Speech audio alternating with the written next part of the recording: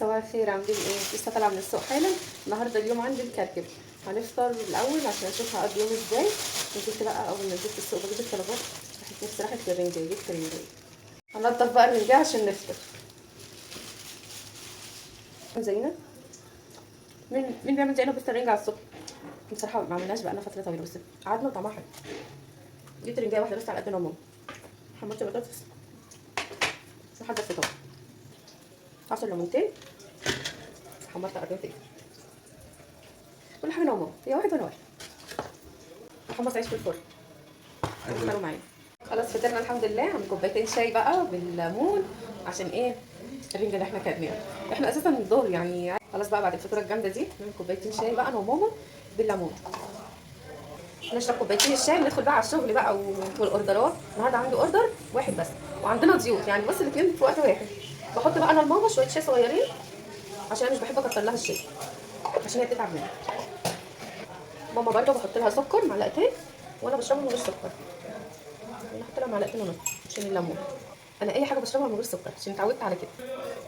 خلاص كده هروح بقى ايه نشرب الشاي بالليمون انا وماما. خلاص الحمد لله فطرنا وشربنا الشاي ندخل على الشغل بقى. كنت جايبه امبارح الجزر ده 3 ب 10 بس جميل جدا. والبسله اهي 15 جنيه كانت ب 20 دلوقتي بقت ب 15. هروح ادي لماما البسله والجزر تفصصهم. غسلت الفراخ دي بتاعتنا بتاعت الضيوف. وده اوردر صغير يعني 3 تنفار بس. احط لهم بقى ايه معلقتين ملح. بسم الله. هنا معلقه. انا غسلتها كويس بس بحب انقعها. احط شويه من الخل واسيبها منقوعه شويه. هنحضر بقى ايه التتبيله بتاعت الفراخ. دول حبتين من الطماطم. هنقول ايه حوالي 3 فرخات بسم الله. يعني للبيت وللضيوف وللاوردر يعني ايه المقدار 3 فرخات ما شاء الله. معايا هنا بصلتين بسم الله كله في الخلاط. خلي حاجه. هنا بقى معايا بابريكا اهي. مش شايفين؟ معايا هنا معلقه كبيره من البابريكا. دي توابل انا بعملها وبحط الورق اللورا والحبهان، يعني دي 3 ورقات من اللورا و3 وحدات من الحبهان بضربهم في الخلاط الكبه الصغيره وبصفيهم. ربع معلقه من الفلفل الاسمر، معلقه كبيره من الكركم والفلفل القليل وحبيتين من الملح. هنزل بقى ايه كل التوابل دي بسم الله في الخلاط مش هنخلي حاجه. بسم الله. طبعا لو عايزه ملح في الاخر هتشوفيها بسم الله. لو عايزه حبه هحط لها.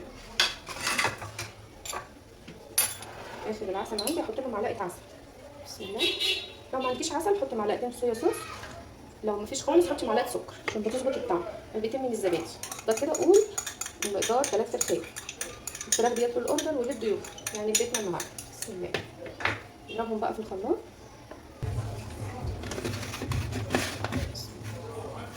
نسيت احط شويه خل، اهم حاجه شويه الخل بسم الله. يعني 4 معالق كبار. معلقه فريسه احنا عاملينها مع بعض في القناه بسم الله. وكنت حبه صغننين نص معلقه. بعد ما نضرب الخليط كويس بنزل بجزريه كبيره. ربع كوبايه من الزيت. جهزت دول في الصينيه دول بتوع الاوردر دول الثلاثه. ودي حاجات كده ما شاء الله. الصدر بقسمه كده بفتحه فتحات بسم الله. بحط بقى شويه من الخليط هنا.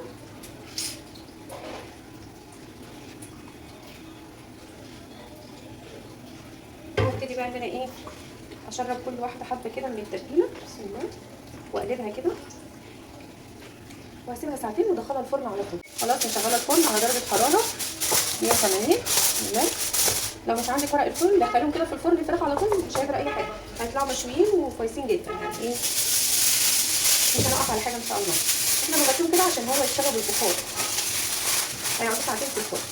سبتهم يتبلوا حوالي ساعتين وممكن تدخليهم في الفرن على طول. شوفهم بقى بعد ما يستووا.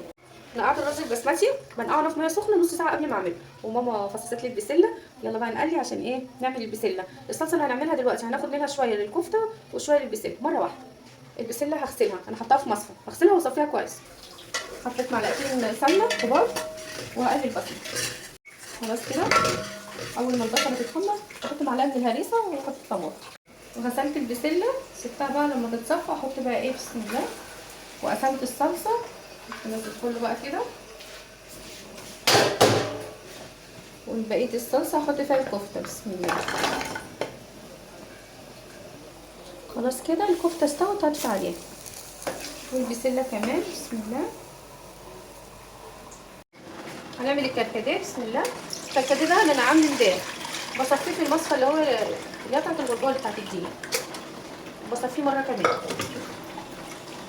خلاص كده خلصتهم، نحطهم بقى في الفريزر عشان يسقعوا. هنبدا في الرز البسمتي. حطيت معلقه سمنه كبيره او معلقتين صغيرين، المعلقه بتاعت الاكل، واحمر فيها البصله دي. ماما هتعمل البتنجان حمره. السلام عليكم، عاملين ايه؟ يا رب تكونوا بخير، ويجي عليكم رمضان كله سعيده يا رب، ولا تاخدوا رمضان.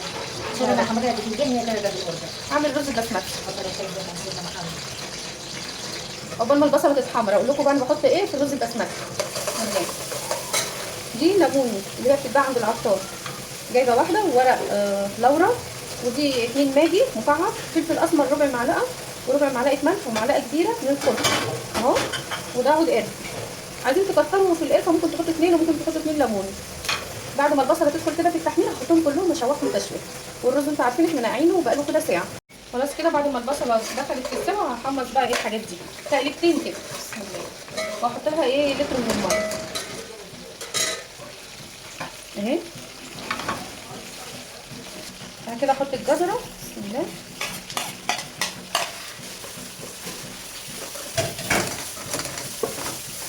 خلاص كده اول ما يتشوحوا كده والريحه تطلع اروح نازله بالرز بسم الله. هنزل بقى بالميه بسم الله، الميه تكون زايده شويه. خلاص كده هسيبها بقى لحد ما تتشرب، بعد كده هدي عليها النار.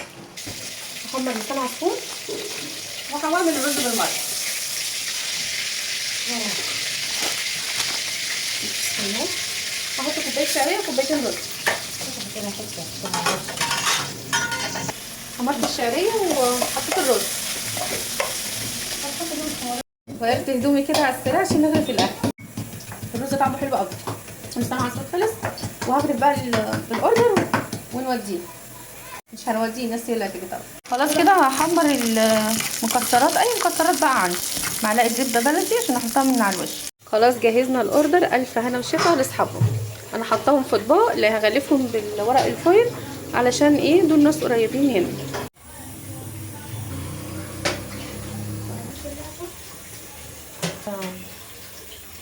خلاص خلصنا الاكل، ده الغدا بتاعنا.